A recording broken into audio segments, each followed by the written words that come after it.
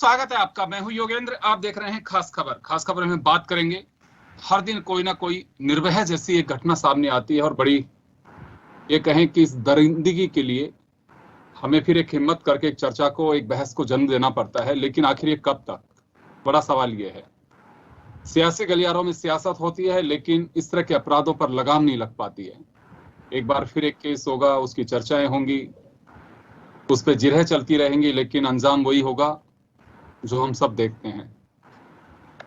तो आखिर सबसे बड़ा सवाल यह है कि कोई भी दल हो, अपोजिशन में होते हैं, आप सवाल उठाते हैं, सत्ता की कुर्सी पे बैठते हैं, आप उसे सही नहीं ठहराते। ये तो सही है, गलती मानते हैं आप भी, लेकिन सियासत का भी एक स्तर होना चाहिए कि आखिर कब तक ये सब चलता रहेगा। हम क्या कोई तोड़ ढूंढ सकते हैं, या फिर ये कहें कि उसकी तह में जाने की कोशिश करते हैं कि आखिर ये कब तक चलेगा, लगाम क्यों नहीं लग पाती है। बहस से ज्यादा मुझे लगता है इस पे गौर करना चाहिए। अगर समाज में वो विकृति पैदा हो रही है तो उसे दुरुस्त करना बहुत जरूरी है, चाहे वो काउंसलिंग के जरिए हो या फिर सजा का कुछ इस तरह का अंजाम हो, सामने वाला देखे। क्योंकि हमेशा अदालत का भी और हमारे कानून का एक उसूल है कि आपके एक मैसेज जरूर जाना चाहिए उसका, क्योंकि तभी हम, दीप्ति जी हमारे साथ में बैठी हैं, सुप्रीम कोर्ट की लॉयर हैं, और हमारे साथ ज्योति मिश्रा जी भाजपा से हैं, और कांग्रेस से प्रतिष्ठा यादव जी हमारे साथ हैं। स्वागत है आपका। दीप्ति जी, मैं आपके पास आना चाहूंगा। आप लोग आर्ग्यू करते हैं तो नजीर के रूप में पेश करते हैं किसी भी केस को, कि उस केस में रेफरेंस के लिए ये हुआ था। निर्भया के केस को मुझे तो ऐसा लगता है कि पता नहीं हम नजीर भी कभी पेश ठीक से कर पाएंगे नहीं कर पाएंगे, क्योंकि हमारे कानून का इतना, खैर लोकतंत्र में संविधान ने राइट दिया है तो मैं लेकुना तो नहीं कहूंगा, लेकिन अभी भी इसकी दुरुस्ती की बहुत जरूरी है कि जो एक्यूज्ड हैं और जो बिल्कुल आइडेंटिफाइड अपराधी जिन्हें घोषित कर दिया गया, उन्हें कितने स्टेप्स पे आए दिन वो कैसे गलियां निकालते रहे, लेकिन आखिर फंदे तक लटके। मैं सैल्यूट करना चाहूंगा निर्भया के परिवार को। उनकी माताजी ने नाम का भी खुलासा किया, जो सुप्रीम कोर्ट नहीं चाहता है कि किसी भी विक्टिम की जानकारी शेयर की जाए, लेकिन उन्होंने कहा कि नहीं, बिल्कुल नहीं, मैं खुद चाहती हूँ। सबने देखा भी, लेकिन फिर आए दिन घटना, उसके बाद में हैदराबाद की जिस तरह की दरिंदगीपूर्ण घटना हुई, अब मुंबई में इस तरह की घटना। मुंबई को लेकर तो ये कहा जाता है कि मुंबई कभी सोती नहीं है, लेकिन क्या प्रशासन सो रहा है? ये घटनाओं के पीछे हम माने क्या? हमारी मानसिकता, प्रशासन का ढीलापन, या फिर लचर व्यवस्था? जिम्मेदार किसे ठहराएं? जितनी चीजें हम लोगों को समझ में आ रही हैं, प्रशासन का लचीलापन कह सकते हैं, या कानून के अंदर अभी भी लोगों का डर नहीं है। जिस तरीके से कहते हैं, आपने कहा नजीर पेश करने की बात, रेप के किसी भी केस में दिक्कत कहाँ हो रही है कि ये सारे नजीर बन के रह गए। लोगों को ये डर नहीं है कि इस तरीके के जघन्य अपराध के बाद अगर वो पकड़े गए तो क्या होगा। और सबसे बड़ी बात है, कानून के अंदर कुछ ऐसी भी कमजोरी कह सकते हैं कि हमें पता है कि XYZ पर्सन है जो इस तरीके के अपराध के अंदर संलिप्त है, लेकिन हम लोग उनको तुरंत विदाउट ट्रायल हैंग नहीं कर सकते या उनको किसी भी तरीके की सजा नहीं दे सकते। हम उनको रिमांड में रखते हैं 14 दिन की, फिर 14 दिन की, फिर इस तरीके का प्रोसेस है, और ड्यू प्रोसेस फॉलो करना पड़ता है, क्योंकि किसी ने भी कोई वहां चश्मदीद गवाह नहीं था। अभी भी जिनका नाम सामने आ रहा है वो निशानदेही के तौर पे उनको पकड़ा गया है, या पुलिस के ऊपर कहीं बहुत ज्यादा एक तरह से प्रेशर बन जाता है आसपास के माहौल से, या क्योंकि मीडिया ट्रायल है। मीडिया ट्रायल आजकल बहुत जल्दी शुरू होने की वजह से हर एक महकमे में बहुत ज्यादा भागदौड़ मच जाती है कि जल्दी से जल्दी हमें अपना रिजल्ट दिखाना है। ये कहीं मुझे लगता है इस केस में भी ना हुआ हो, क्योंकि अगर पता है कि यही है और इसी ने इस तरीके की अपराध किया है तो फिर तो बहुत जल्दी ट्रायल खत्म हो जाएगा। 6 महीने, अगर हम लोग फास्ट ट्रैक की बात करते हैं तो ड्यू प्रोसेस क्या होता है, ये सुप्रीम कोर्ट ने पूरा गाइडलाइन दे दिया है। सबसे पहले तो इसमें देखना होता है मेडिकल कराया, पीड़िता के साथ जो भी चीजें हैं उसका बयान लिया गया, और उसके जो सर्कमस्टेंशियल एविडेंसेस हैं वो हम लोग जॉट डाउन करते हैं, और उसके बाद मिलाते हैं कि जो एक्यूज पकड़ा गया है उसके बॉडी के भी, उसके भी मेडिकल होने चाहिए, क्योंकि अभी बहुत ज्यादा 72 घंटा नहीं हुआ है, तो 72 घंटे के अंदर अंदर हमें एक्यूज जो है अगर वो पकड़ा गया है तो वो बहुत साफ तौर पे कहीं बहुत ज्यादा उसकी बॉडी में से बहुत सारे निशान मिल जाते हैं। अगर हम लोग उनका FLC करें, फॉरेंसिक जांच कराई जाए, तो उनकी बॉडी में चोट हो सकता है, नाखूनों के नोचने के निशान हो सकते हैं, जो मृतिका के साथ तुरंत मैच कराए जा सकते हैं। क्योंकि इसमें थोड़ी भी ढिलाई, थोड़ा भी डिले करना, कहीं ना कहीं फिर निर्भया की तरफ फास्ट ट्रैक कोर्ट में जाने के बावजूद 8 साल लग गए उसके अपराधियों को सजा दिलाने में। जी कहीं इसमें भी ऐसा ना हो जाए। तो ये सब चीजें हैं, जब अक्यूज पकड़ा गया है, वो कस्टडी में है, तो इसमें ज्यादा टाइम नहीं लगना चाहिए। फास्ट ट्रैक कोर्ट हर दिन सुनवाई कर सकती है, हर दिन सुनने की उसके अगर सैटरडे संडे है तो कई बार स्पेशल कोर्ट भी बिठाई जाती है। बिल्कुल जी बिल्कुल, इसमें कोई डाउट नहीं है। और जैसे हम लगातार ये बात कह रहे हैं कि कोई नजीर ऐसी आनी चाहिए ताकि जुर्म करने से पहले आदमी सोचे। निर्भया के बाद में जिस तरह की स्थितियां बनी थी, पार्लियामेंट ने नया कानून या कहीं उस कानून में तब्दीली करके, पहले सजाए मौत नहीं हुआ करती थी रेप केसेस में, वो भी किया।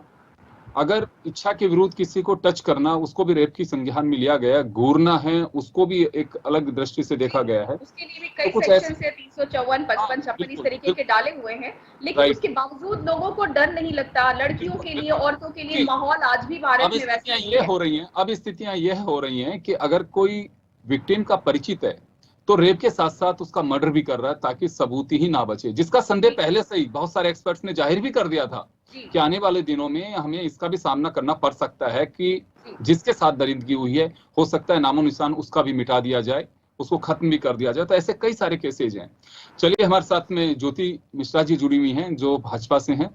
ज्योति, जिस तरह के केसेस को लेकर के, आप एक महिला भी हैं, मैं पार्टी लाइन से अलग हट करके एक बार आपसे मैं जानना चाहूंगा कि आप किस तरह से देखते हैं, क्यों नहीं लग पाता लगाम? देखिए, चाहे राजस्थान की बात हो, चाहे महाराष्ट्र की बात हो, या कोई भी किसी भी राज्य की बात हो, महिलाओं का सम्मान, जबकि भारत जैसे लोकतांत्रिक देश में और भारत जैसे संस्कृति जहां पर प्रधान है, उस देश में महिलाओं का सम्मान जहां सबसे प्रथम है और नर नारायणी के रूप में पूजी जाती हैं, वहां पर मैं प्रशासन का ध्यान इस ओर खींचना चाहूंगी कि खैरानी रोड पर एक महिला खून से लथपथ सड़क पर तड़पती रहती है, और पुलिस को पता चलता है 3:30 बजे, जब पुलिस को पता लगता है तो वो आती है।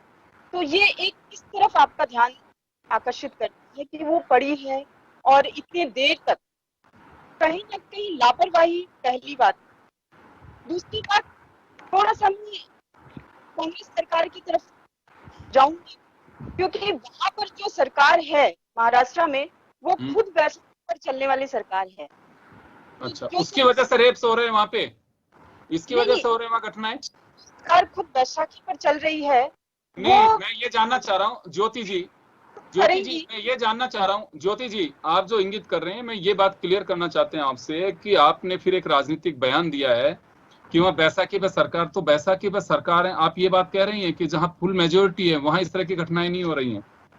जी, घटनाएं हो रही हैं, पर प्रशासन अपने आप को, जहां भी कांग्रेस की सरकार रही है, वहां पे इस तरह की घटनाएं गठबंधन में रही। फिर उत्तर प्रदेश के लिए क्या कहेंगे? उत्तर प्रदेश में बेटियां सुरक्षित हैं, हरियाणा में सुरक्षित है?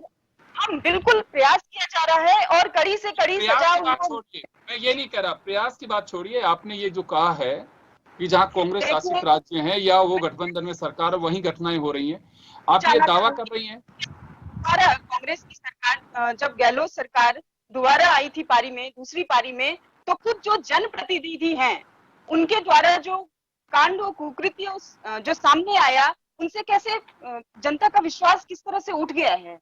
तो मैं इस ध्यान आकर्षित है, जहां जनप्रतिनिधि ऐसे, आप ध्यान तो आकर्षित करते रहिए। मैं ये जानना चाह रहा था कि मैं पॉलिटिकल पार्टी से सिर्फ इस वजह से जोड़ना चाह रहा हूं आप लोगों को कि थोड़ा सा जनता आप लोगों के व्यूज जानना चाहती है। आप लोग इस पॉलिटिक्स से बाहर नहीं निकलेंगे कभी कि ये घटना है उसके टाइम हो रही है, हमारे टाइम रहे, उसके यहाँ पे ये हो रहा है, उसके यहाँ पे ये हो रहा है। प्रतिष्ठा यादव जी, आप सुन पा रही है मुझे? इस पर कोई राजनीति होनी भी नहीं चाहिए, बहुत सेंसिटिव मुद्दा है। आप सुन पा रही है प्रतिष्ठा जी? का ध्यान इस ओर नहीं जाएगा, और जो अपराधी प्रवृत्ति के, ज्योति जी, मैं आ रहा हूँ, वापस आ रहा हूँ आपके पास में। प्रतिष्ठा यादव जी, आप सुन पा रही है मुझे? चले, प्रतिष्ठा जी के पास जाऊंगा, लेकिन इस बीच हमारे साथ सुनील शर्मा साहब जुड़े हुए हैं जो जाने माने मनोचिकित्सक हैं। सुनील जी, इस तरह की घटनाएं जो होती हैं, क्या आप क्या कहेंगे इसमें, एक मनोचिकित्सक के नाते, मनोवैज्ञानिक के नाते, कि क्यों इस तरह की घटनाएं होती हैं और उसके बाद में इतना क्रूरता जो दिखाई जाती है, क्या है इसके पीछे कारण? देखिए, हमें इसमें सबसे इम्पोर्टेंट जो चीजें हैं, जो सामाजिक बदलाव हैं, जो फैमिली हैं, हमें सबसे पहले उस बच्चे का जो डेवलपमेंट है वहां से शुरू करना होगा चीजों को समझने के लिए कि जब बच्चा डेवलप हो रहा है, जब वो बड़ा हो रहा है, उस दौरान वो चीजों को अपने परिवार और अपने आसपास के लोगों से ही चीजों को सीख रहा है। वो चीजों को इमिटेट करता है, जो जिससे अपन कहते हैं कि लोगों की नकल करता है।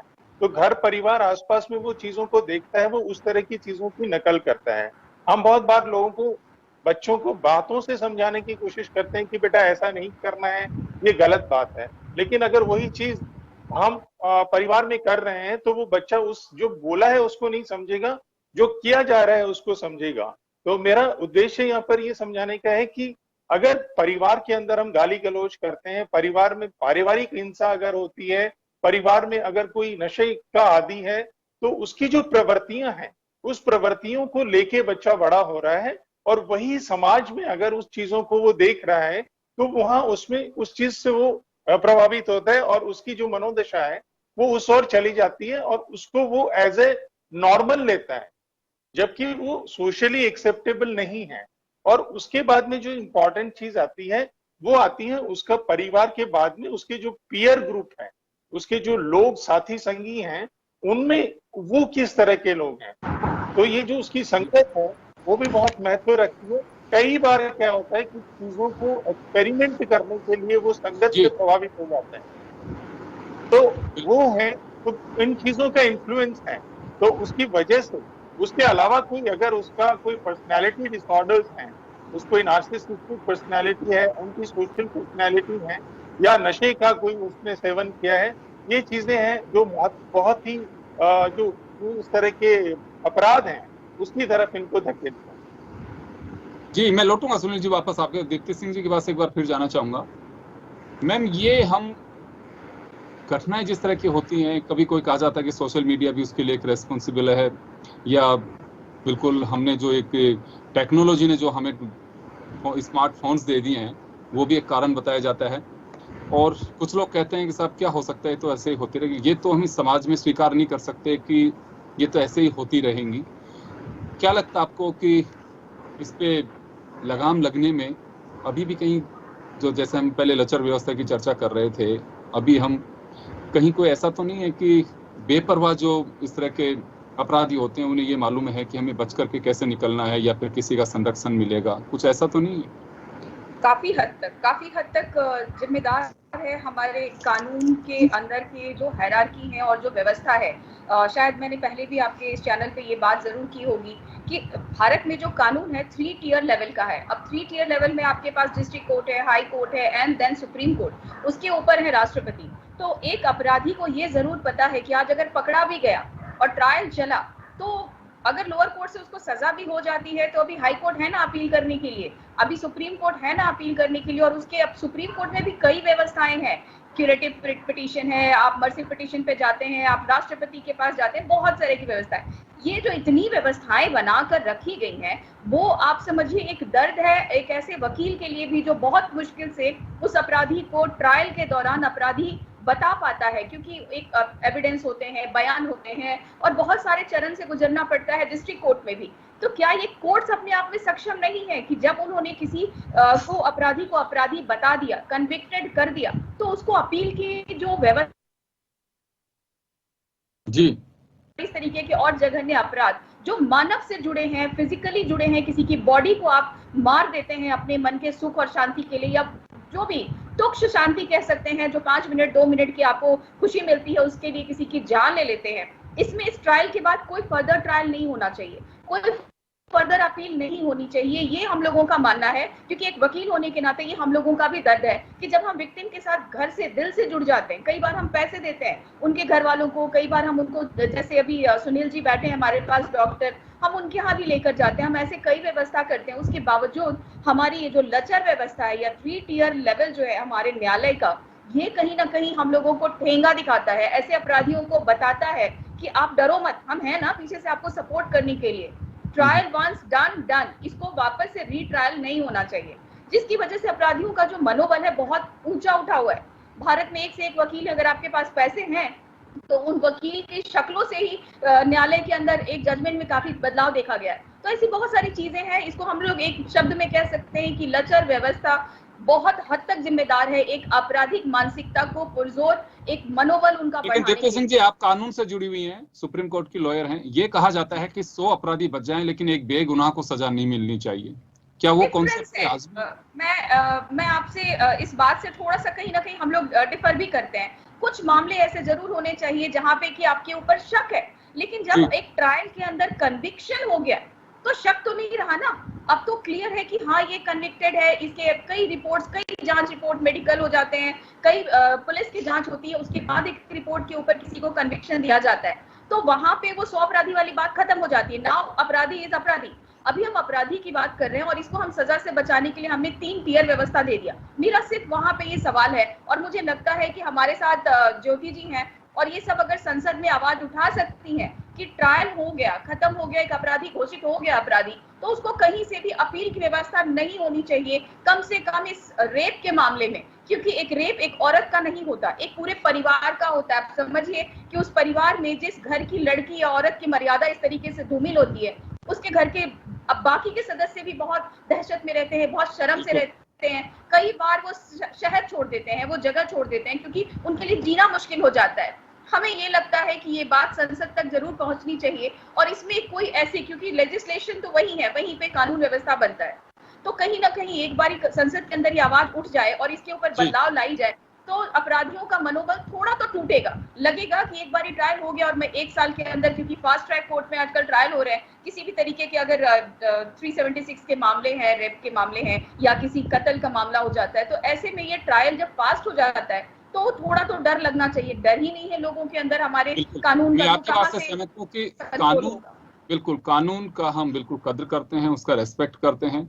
ये बात भी सत्य है कि 100 अपराधी बच जाएं लेकिन एक बेगुनाह नहीं फंसना चाहिए, उसे अपराधी की तरह नहीं होना चाहिए, उसके साथ अन्याय नहीं होना चाहिए। लेकिन यह भी होना चाहिए कि अदालत में इस तरह की नजीर भी पेश की जाए कि इस तरह के अपराधी होते हैं, वो कोई भी घटना को अंजाम देने से पहले रूह कांप उठे कि इसका अंजाम क्या होता है, ये सबके समझ में भी आनी चाहिए। आप एक बात सोचिए, कितने बड़े बड़े केसेस है, नाम नहीं लूंगी, मीडिया में हूँ, अभी लाइव हूँ, तो मैं आपको ये बताऊंगी कि कई राजनीतिक नेता भी हमारे इस तरीके के अपराध में शामिल होते हैं, और एक बार वो बेल पर बाहर निकल जाते हैं अपने रसूख के बल पे, या कानून की व्यवस्था या बड़े बड़े लॉयर रखने के बाद, तो उसके बाद क्या होता है, जितने विक्टिम है उसकी पूरी की पूरी फैमिली तक को मार दी जाती है। मतलब बहुत सारी बातें होती हैं। ऐसे लोगों के तो बेल भी नहीं होने चाहिए। अगर पकड़ में आ गया तो आपको ले जाइए, रिमांड में ले जाइए, उनसे सवाल जवाब करिए, लेकिन ऐसे फैमिली के लोगों को भी कहीं ना कहीं रिटेन करना चाहिए। मेरा ये मानना है कि आप अगर बहुत अच्छा काम करते हैं तो पूरे परिवार को बहुत मान सम्मान मिलता है। तो इसी तरीके के अगर कोई अपराधी भी है तो उसके भी पूरे परिवार को उसका कहीं ना कहीं खामियाजा झेलना चाहिए, ताकि उनके घर वाले जाकर विक्टिम के घर वालों को ना डराए, ना सताए, ना उनको जान से मारने की धमकी दें, ताकि वो बयान वापस ले ले, केस वापस ले ले। बहुत सारी चीजें हैं योगिता जी जिस पे काम करने की जरूरत है। बहुत सारे छोटे छोटे पॉइंट्स हैं। जी ज्योति जी, मैं आपके पास आना चाहूंगा, समय थोड़ा कम है। पार्लियामेंट में कभी आपको लगता है कि पार्टी लाइन से ऊपर उठकर महिलाओं की इस आवाज को इस तरह से बुलंद करती हूँ जिसमें ये लगे कि हाँ बिल्कुल जितनी महिलाएं भी हैं वो महिलाओं के लिए इस तरह से लड़ रही हैं पार्लियामेंट में, या पार्टियों के बंधन में ऐसे बंधी रहती हैं कि सबकी आवाज खामोश हो जाती है? बिल्कुल, आपको मैं थोड़ा सा ये इससे बताना चाहूंगी कि राष्ट्रीय महिला आयोग जो है, उन्होंने स्वतः इस विषय का संज्ञान लिया और फिर मैं जो सवाल पूछ रहा हूँ मैं उसका उत्तर चाहता हूँ, वो मैंने देख भी लिया, स्क्रीन पे भी चल रहा है, उसको रिपीट करने की कोई आवश्यकता नहीं है। 30 सेकंड का मेरे पास टाइम है। मैं ये जानना चाह रहा हूँ कि ऐसा कभी वाकया महसूस होता है आप लोगों को, अगर नहीं उठाती हैं तो एक महिला है आप, कि वहां इस तरह से आवाज, क्योंकि 33% आरक्षण से कब हालात बनेंगे, क्या होगा मैं नहीं कह सकता, ये तो जब करने वाले होंगे तब, लेकिन आपको कभी ऐसे महसूस होता है कि महिलाओं की बात को लेकर के कुछ मुद्दों पर महिलाएं एकजुट होती पार्लियामेंट में दिखाई देती हैं? कभी लगता है, ऐसा महसूस किया भी आपने कि हाँ ऐसा हुआ भी है कभी? बिल्कुल, कुछ मुद्दों पर हमें एकजुट होकर और ये बात रखनी भी चाहिए, और जहाँ तक केंद्र सरकार की बात है तो महिलाओं के सम्मान के लिए, उनकी सुरक्षा के लिए काफी कदम क्यों जा रही हैं आप? मैं केंद्र, राज्य या बीजेपी कांग्रेस का मैं सवाल नहीं उठा रहा हूं। मैं आप क्योंकि एक राजनीतिक दल से ताल्लुक रखती है, मैं सिर्फ ये जानना चाह रहा हूं। आप मेरे सवाल को 2 बार मैं पूछ चुका हूं, आप डाइवर्ट हो रही हैं। ये कोई खारिज नहीं कर रहा है कि सरकारों की ओर से कोई कमी नहीं है। सरकार हर महिला का रेस्पेक्ट करती है, आपकी भी करती है, मनमोहन सिंह जी के वक्त भी कर रही थी, अटल जी के टाइम पे, और गुजराल, देवगौड़ा, चंद्रशेखर, सबकी सरकारों ने किया है। इसे मैं खारिज नहीं करूंगा। मैं सिर्फ ये जानना चाह रहा हूँ कि क्योंकि ये सवाल इस वजह से उठ रहा है, ज्योति जी चलिए अब आप कह रहे हैं तो 2 कदम आगे मुझे जाना पड़ेगा। सवाल इस वजह से उठ रहा है, दीप्ति सिंह जी ने एक सवाल उठाया अभी कि व्हाइट पोस्ट जो लोग होते हैं उनकी भी स्थितियां यही है, और हर राजनीतिक दल जब लगता है कि इसका बैकग्राउंड ये है, इतने केसेस लगे हुए हैं, लेकिन जब लगता है कि जीत यही सकता है तो सेरा उसी को बांधते हैं। राजनीतिक दलों की सच्चाई भी है, बीजेपी हो, कांग्रेस हो, समाजवादी पार्टी हो, कोई पार्टी हो, सबका हालात यही है। तो यहाँ सोच नहीं बदलती है, सिर्फ ये बदलता है कि ये जिताऊ है कि नहीं है। बस तागी हो चाहे बागी, जीतना चाहिए बस हमारे लिए। ऐसे हालात की उम्मीद कैसे कर सकते हैं कि सुधर पाएगी? दीप्ति सिंह जी ने जो अभी सवाल उठाया सही कहा, ये राजनीतिक दलों को गंदगी भी साफ करनी होगी। सुप्रीम कोर्ट अपनी ओर से दखल देता है, फिर आप लोग कहेंगे कि लिमिट्स के बाहर जा रही चीजें ऐसी हो रही हैं, टकराव की स्थितियां बनेंगी। अपराधीकरण को लेकर के और सुप्रीम कोर्ट कई बार इस बात को लेकर के गाइडलाइन जारी कर चुका है, लेकिन अभी तक कोई उस पर देखा नहीं जा रहा। ये कल्चर खत्म नहीं हो पा रहा है। लेकिन हम ये गुजारिश जरूर करना चाहेंगे कि चाहे पार्लियामेंट हो चाहे स्टेट असेंबलीज हो, वास्तव में ऐसे कुछ केसेस होते हैं, चीजें होती हैं, ऐसे लोगों को दूर जरूर किया जाना चाहिए जब तक वो क्लियर नहीं हो उस मामले में। पेंडेंसी के दरमियान भी उसको टिकट नहीं देना चाहिए। खैर ये मामला एक डिफरेंट नेचर का है। मैं चलते चलते सुनील जी, प्रतिष्ठा जी, अगर आप मुझे सुन पा रही हैं तो आपकी आवाज हम तक इस वजह से नहीं पहुंच रही है, आपने म्यूट किया हुआ है आपका सिस्टम। आप अगर म्यूट से अनम्यूट हो तो मैं आपसे एक सवाल ले सकता हूं। मैं जब तक सुनील शर्मा साहब के पास में जाना चाहूंगा, सुनील जी आपके पास आना चाहूंगा मैं। इस तरह की स्थितियां सुधरे, राजनीति सरकारें अपने स्तर पे काम करती होंगी, लेकिन मैं आपसे जानना चाहूंगा सुनील जी, क्या लगता है आपको कि हाँ समाज को किस तरह की चेतना में जाना चाहिए? क्योंकि चेतना शब्द इस वजह से यूज कर रहा हूं ना कहीं अवचेतनता की स्थिति है, या तो हम नजरअंदाज करते हैं जिसका खामियाजा उठाते हैं, या फिर महिला को आज भी हम अबला समझे बैठे हैं, इस वजह से ये चीजें होती हैं। तो वास्तव में क्या कुछ करना चाहिए समाज को? बिल्कुल आपने ठीक कहा कि सरकारें अपना काम कर रही हैं, लेकिन सरकार से के साथ साथ हमें समाज में व्यक्तिगत तौर में और परिवार और जो हमारा समाज है उसको मिलके इस दिशा में कदम उठाने होंगे। अवेयरनेस बहुत जरूरी है।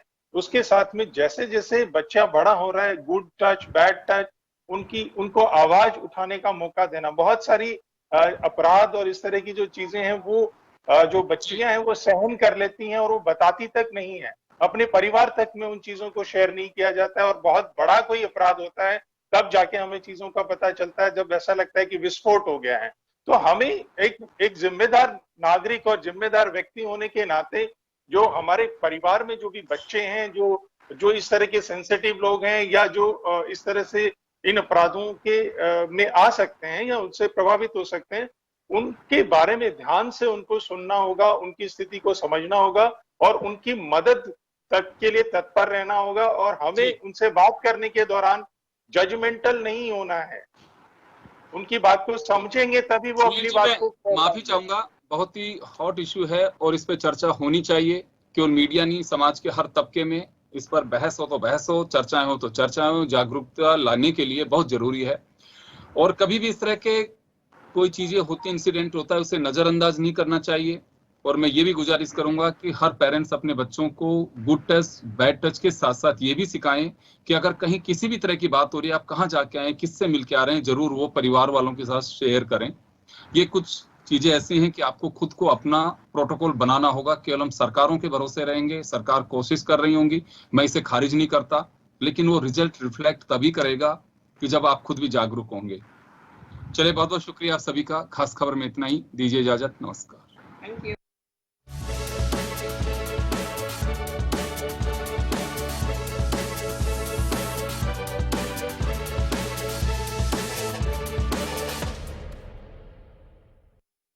जन टीवी की लेटेस्ट अपडेट पाने के लिए हमारे चैनल को जरूर सब्सक्राइब करें और नोटिफिकेशन पाने के लिए बेल आइकॉन दबाएं।